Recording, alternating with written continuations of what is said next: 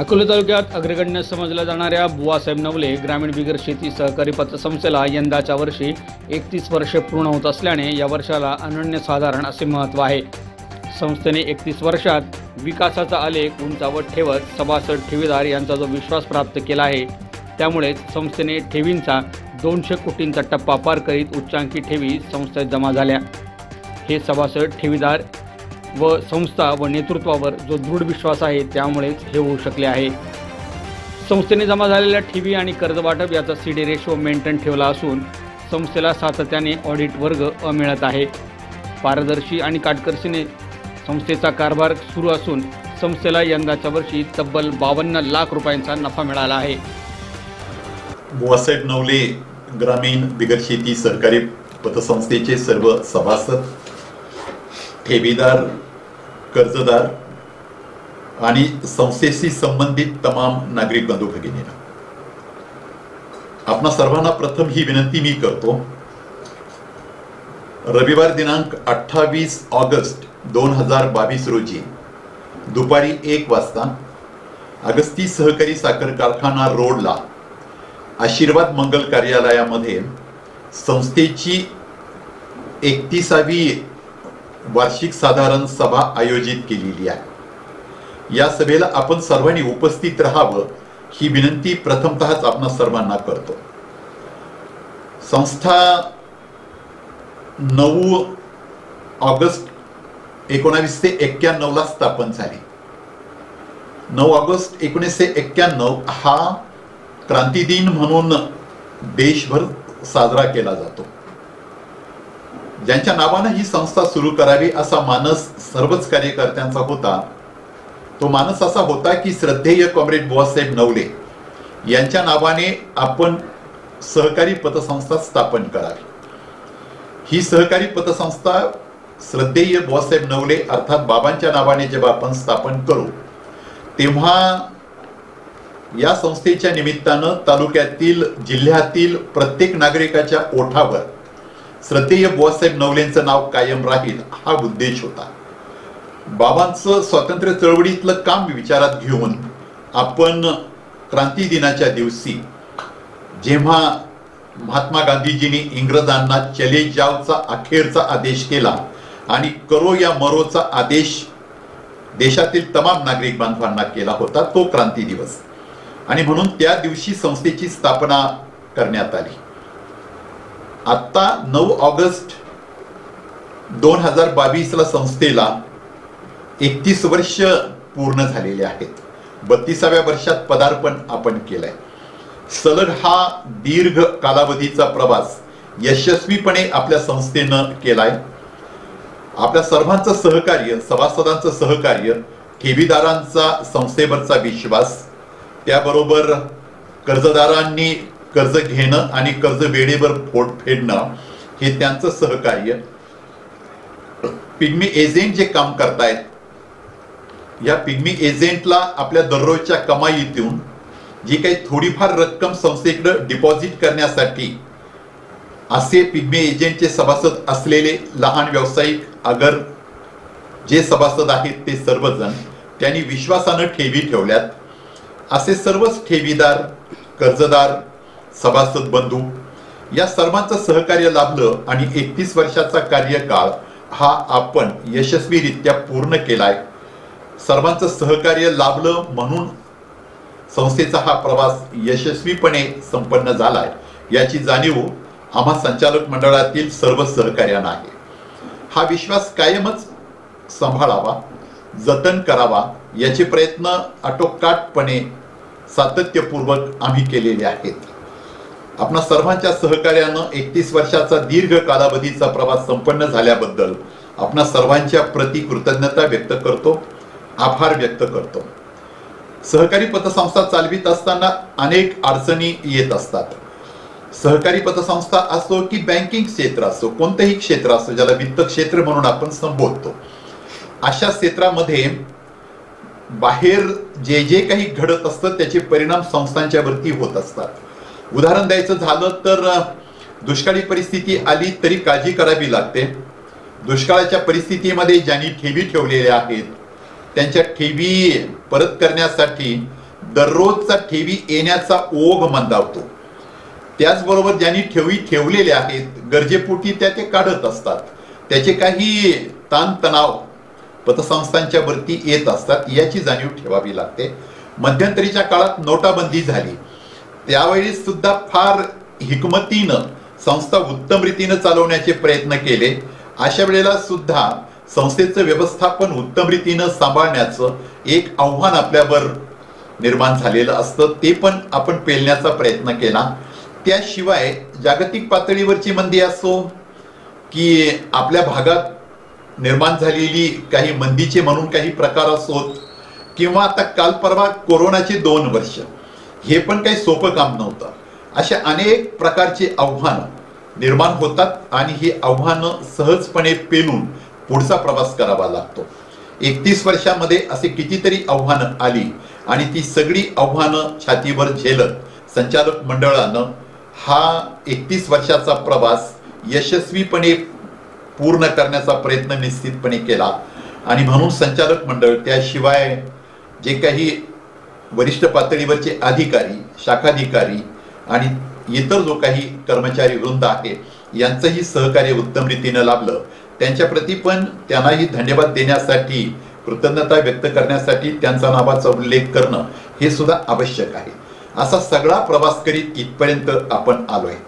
आता या पुढचा प्रवास सुद्धा सोपा आहे असं मुळीच नाहीये. बँक चालवायची म्हटलं, पतसंस्था चालवायची म्हटलं की भरपूर अवघड असतं. पण प्राप्त परिस्थितीचा विचार करून प्रत्येक वेळेला बाहेरची काय स्थिती आहे, आता आपण कोणत्या प्रसंगाला सामोरं जाणार आहोत, मग त्यासाठी वेळोवेळी कोणते निर्णय करायचे, योग्य प्रकारे निर्णय योग्य वेळेला घ्यायचे आणि धोरण म्हणून घ्यायचे, असं कामकाज करण्याची आपल्या संस्थेची रीत पहिल्यापासूनची आहे. सध्या भाऊसाहेब थोरात, नामदार बाळासाहेब थोरात साहेब आणि आपल्या तालुक्यातील सुद्धा पिचड साहेब किंवा वेळोवेळी जे काही आमदार म्हणून आपल्या मतदारसंघाचे निर्वाचित लोकप्रतिनिधी होते, त्यांच्या सर्वांचं सहकार्य घेऊन ही संस्था चालवण्याचा प्रयत्न आपण करत आलेलो आहे. हा सगळा प्रयत्न करीत असताना काही गोष्टी ह्या तुमच्यापर्यंत मुद्दाम मी आमचे मित्र पत्रकार श्रीनिवास यांच्या मार्फत तुमच्यापर्यंत काही भूमिका पोहोचवण्याचा प्रयत्न करतो.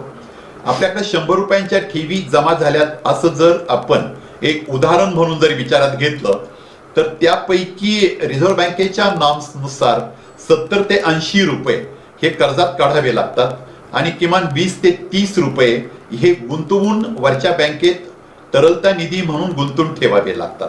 असं एक कामकाज करण्याची रीत बँकेमध्ये किंवा पतसंस्थेमध्ये असते.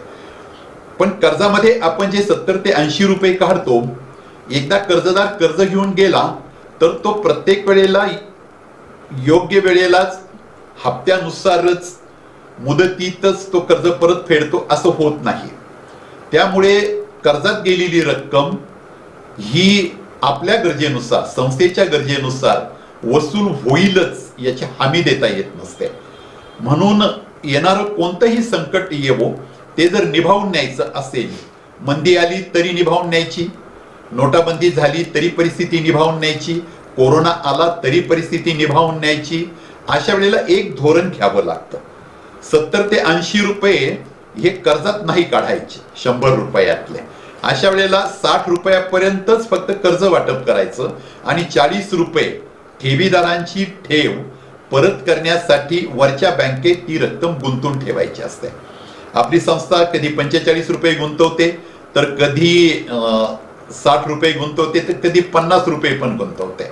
मग उर्वरित जे काही 50-60 रुपये आपण 100 रुपयातले कर्जात काढतो तेवढ्यावरच आपली सगळी संस्था व्यवसाय करून कर्जांच्या व्याजापासून जे उत्पन्न मिळतं त्यातून ठेवीदारांचं व्याज परत करण्यात येतं आणि त्यातूनच संस्थेचं व्यवस्थापन सांभाळावं लागतं. अशा प्रकारे संस्था चालवण्याचा प्रयत्न आपण करतो. आपल्याला समजावं म्हणून मी असं सांगितलं. त्याला वेगळे शब्द आहेत. CD रेशो आपण कधीही पण 50%च्या 55%च्या पुढे जाऊ देत नाही. लिक्विडिटी, तरलता निधी सदैव आपण 50% किंवा 55% कायम मेंटेन ठेवतो. त्यामुळं कधीही ठेवीदार आला तरीही त्याची ठेव व्याजासकट परत करण्याची आपल्या हातामध्ये तेवढी खेळती रक्कम कायम राहते. अशा प्रकारे जेव्हा आपण संस्था चालवित असतो तेव्हा त्याचे परिणाम नफ्यावर मग होतात. कर्जात अधिक गेलो, नफा अधिक. पण हा धोका पण अधिक की कमी रक्कम हाताशी ठेवतो आणि जास्त रक्कम कर्जात काढतो आणि मग काही ऐन वेळेला जास्त ठेवीदार आले मग आपली अडचण निर्माण होते. म्हणून अधिकची रक्कम हाताशी ठेवायची. कर्जात काही रक्कम कमी गेली तरी चालेल, पण जेव्हा जेव्हा कर्ज ठेवीदार येतील आणि जेव्हा ठेव मागतील तेव्हा व्याजासकट ठेव परतीची आपली क्षमता वाढवायची. हे धोरण आपण स्वीकारलेलं आहे. नफा कमी झाला तरी या रीतीनं आपलं कामकाज आपण करत आलेलो आहे. दुसरं असं की कर्जदारांना कर्ज देत असताना सुद्धा आपण व्याजाची रक्कम अवश्य आपण मिळवतोच, पण इतर चार्जेस, अदर चार्जेस कोणत्याही निमित्तानं कोणत्याही मार्गानं त्यांना लुटायचं नाही. हे धोरण आपल्या संस्थेनं प्रथम पासून अंगीकारलेलं आहे. हे पण मी मुद्दाम आपणा सर्वांना सांगू इच्छितो. त्याशिवाय जी सेवा आपण देत असतो, सर्व प्रकारची बँकिंग सेवा आपण आता उपलब्ध केलेली आहे. बँकेत आपण गेलात तर बँकेमध्ये जी सेवा मिळते तीच आता आपल्या पतसंस्थांच्या मध्ये सुद्धा मिळते आणि बॉससाहेब मध्ये सुद्धा मिळते. सगळ्या प्रकारच्या सेवा आपण आता उपलब्ध केलेल्या आहेत. ह्या सगळ्या सेवा सादर करून, नम्रतापूर्वक सादर करून, बँकिंग हे सेवा क्षेत्र आहे, काउंटरच्या बाहेर जो ग्राहक येईल त्याला सेवा द्यावी. शिवाय आपल्याकडे शेतकरी आहेत, कमी शिकलेले लोक पण आहेत, वयोवृद्ध लोक पण आहेत.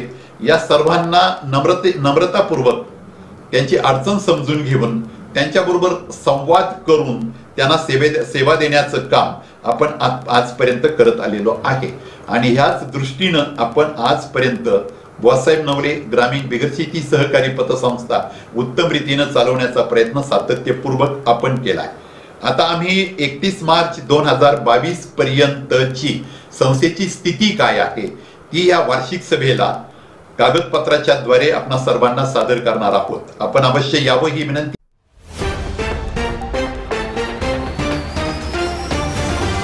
तथापि काही माहिती आज मी संधी आहे म्हणून आपणा सर्वांना सादर करू इच्छितो. आपल्या संस्थेची एकूण सभासद संख्या जी आहे ती 10,556 आहे. मोठ्या प्रमाणावर सभासद संख्या वाढलेली आहे. चालू वर्षात 1,154 नवे सभासद आपल्या संस्थेचे झालेले आहेत. आपला जो काही मंजूर भाग भांडवल आहे ते 3 कोटीचं आहे आणि त्यापैकी वसूल झालेलं भाग भांडवल हे 2,18,33,000 रुपयाचं आपलं भाग भांडवल आता उपलब्ध झालेलं आहे. या वर्षी 26,47,000 भाग भांडवलात संस्थेनं वाढ केलेली आहे.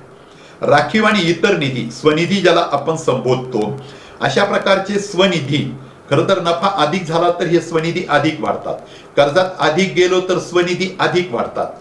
पण कर्जात जाण्याचं प्रमाण राखून आणि नफा कमी होतोय ही परिस्थिती विचारात घेऊन तरीही स्वनिधीमध्ये आपण 6,97,79,827 रुपये, साधारण राऊंड फिगर मध्ये लक्षात राहावं म्हणून जर आकडा द्यायचा असेल तर 7 कोटी रुपये हे राखीव व इतर निधी आपल्याकडे आता उपलब्ध आहेत. या वर्षी 76,30,747 रुपयानं त्यामध्ये वाढ झालेली आहे. स्वनिधीच्या बद्दल सुद्धा या वर्षी 37,71,723 रुपयानं वाढ होऊन आपण स्वनिधी, एकूण निधी आपले जे आहेत ते सगळे विचारात घेता स्वनिधी 4,07,25,180, राखीव व इतर निधी 6,97,79,827 आणि सभासदांची जी काही आपल्याकडे शेअर्स आहेत हे 2,18,33,000 असे आपली एकूण निधीची क्षमता आपण प्राप्त केलेली आहे. ठेवीदारांनी आपल्या संस्थेवर जो विश्वास व्यक्त केला आहे त्याचं प्रतीक म्हणून या वर्षी 24,76,46,427 रुपये अधिक मागच्या वर्षापेक्षा अधिक ठेवी आपल्याकडे जमा झाल्यात आणि एकूण आपल्या ठेवी 220,20,30,106 रुपये आता आहेत. 200 कोटीचा टप्पा आपण ओलांडलाय. कर्ज वितरण जे आपण केले ते 116,03,17,493 रुपये आपण कर्जाचं वितरण केलेलं आहे. हे कर्जाचं वितरण मार्च महिन्यामध्ये अधिक झालेलं आहे, फेब्रुवारी महिन्यात पण अधिक झालेलं आहे.